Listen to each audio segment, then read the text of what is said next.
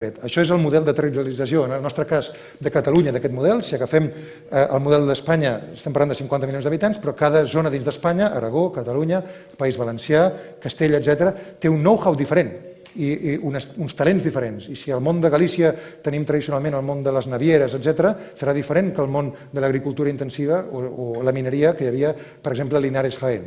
O aquí a Catalunya les diferents subregions que n'hi ha unes 7 o 8, i que tenen una lògica interna d'economia i de know-how col·lectiu dramàticament diferent. Quan nosaltres territorialitzem aquest model, què veiem? En primer lloc, una cosa que ja intuïem, és que Catalunya és molt més divers encara que Espanya, i que, per tant, Catalunya té unes condicions que, si rep el recolzament que mereix, pot disparar-se econòmicament si es fa el que s'ha de fer. Això és molt important perquè és important que la presa de decisions que es facin en diferents zones del territori sigui diferent per donar resposta a reptes del territori. Quan nosaltres distribuïm territorialment aquest model de xarxes i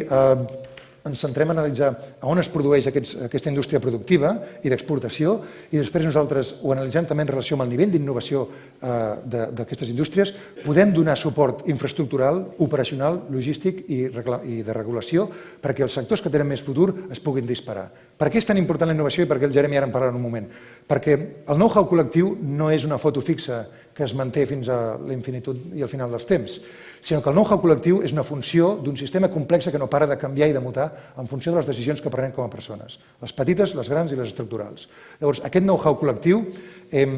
té un vector, diguem-ne, de canvi o d'acceleració, que és la innovació. La innovació és el que ens permet plantejar-nos problemes que no hem resolt o que no hem resolt satisfactòriament d'una manera diferent, d'una manera més creativa o més rigorosa,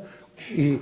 generar solucions que ens permeten tenir èxit. Quan nosaltres analitzem en teoria de xarxes els fluxos en el territori amb aquest sistema, el que veiem és que, evidentment, es confirma que la xarxa de creació de valor, la xarxa de ser de tipus, diguem-ne, idealment, com seria scale free, mentre que la xarxa de captura del valor ha de ser una xarxa de tipus normal o look normal, de Poisson, que sigui molt més igualitària. És a dir, que el que funciona millor, seguint les intuïcions d'Adam Smith, però també recordareu alguns de vosaltres Bernard de Mandeville, l'economista i metge holandès que va fer carrera a Anglaterra i que va escriure la famosa fàbula de les abelles, explicava allò de les vicis privats, virtuts públiques. Doncs aquesta lògica es pot demostrar de manera analítica, amb algoritmes d'intel·ligència artificial, però fonamentats en teoria de xarxes i en principis molt rigorosos. I el que veiem és que amb aquest tipus d'anàlisi nosaltres elevem aquesta jerarquia interna del sistema, que no és òbvia, i hem pogut donar resposta a problemes, per exemple, com és el cas de com s'hauria de dissenyar el futur corredor del Mediterrani ferroviari per Catalunya, pel País Valencià, per Múrcia i per l'est d'Andalusia, per donar resposta a aquesta zona d'Espanya que produeix el 60% de les exportacions i que no té un suport infraestructural, està marginada aquesta zona. Tant des de l'est d'Andalusia fins a Múrcia, País Valencià i Catalunya, està sistemàticament, estructuralment marginada amb els números a la mà. Per tant, el que veiem és que el nostre model demostra, i per tant podem treure conclusions de a on dissenyar les estacions intermodals, quina capacitat han de tenir els trens, quin sistema operacional, quina és la freqüència dels trens, a quines indústries hem de donar resposta i quins són els països que se'n poden beneficiar més i les indústries.